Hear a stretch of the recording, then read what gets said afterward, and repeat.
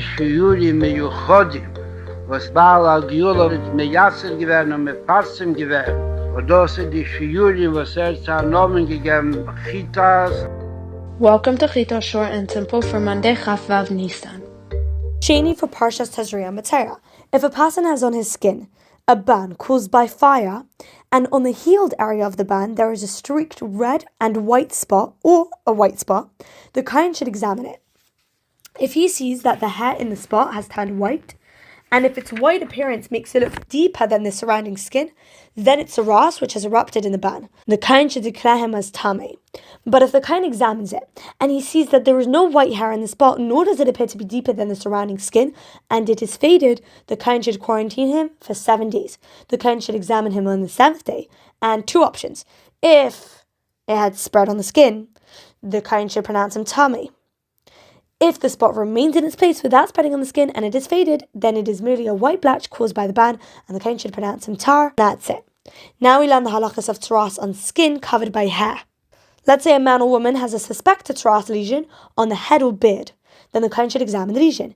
If he sees that its white appearance makes it look deeper than the skin, and that the black hair in it has turned golden, then the kohen should pronounce him tamei. This is called a nesek.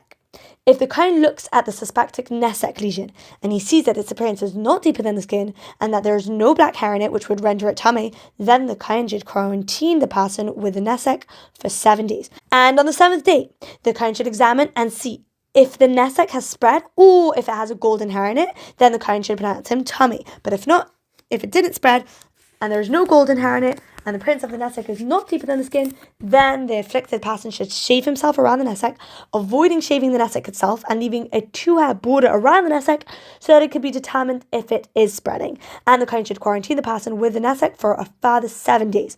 The kohen should then examine the nesek on the 7th day, and if he sees that the nesek did not spread on the skin and that its appearance is not deeper than the skin, then the kohen should pronounce him as tahar. However, since the person was quarantined, he must still cleanse his garments in a mikveh, and then he will become tahar. If the nesek spreads on the skin at the end of the 1st or 2nd week's quarantine, or after he has already been declared tahar, then the kohen should examine it. And 2 options.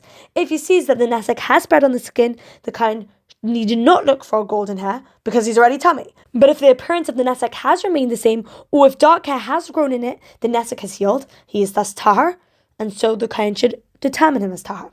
We learn the additional halachas of the white spot. If the kohen sees that they are only dull white spots on the skin, then all it is a white patch and he is tahar. And that concludes the long section of today. L'chaim.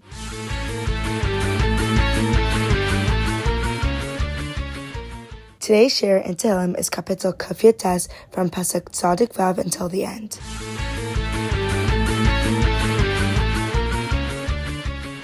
In today's Tanya, we finish off Parak Membes, and the Alter Rebbe tells us that when we say that Hashem has an ear that hears or an eye that sees, obviously Hashem doesn't actually have these things. He's way beyond knowing with an ear or an eye, but just like we know what's going on in our bodies, so too Hashem knows what's going on with the entire creation because He is giving it all life force.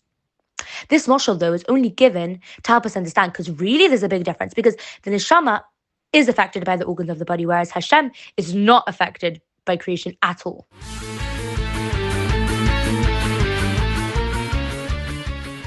In today's Yom is a sikha from the Rebbe shop. In it, he says that Chassidus demands that one wash his flesh with water and clothe himself in the Bigdei Kodesh.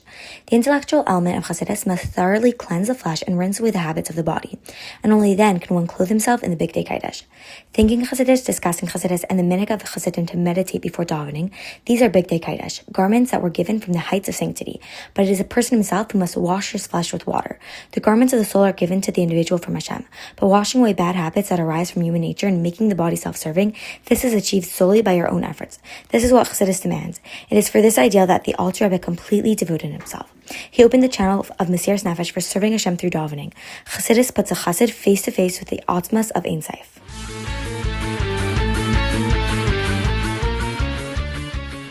Today's Sefer Mitzvahs is the same mitzvah as yesterday, the mitzvahs aseh for a man and woman to marry with Kedushin. Thank you for listening to today's Chitas Short and Simple.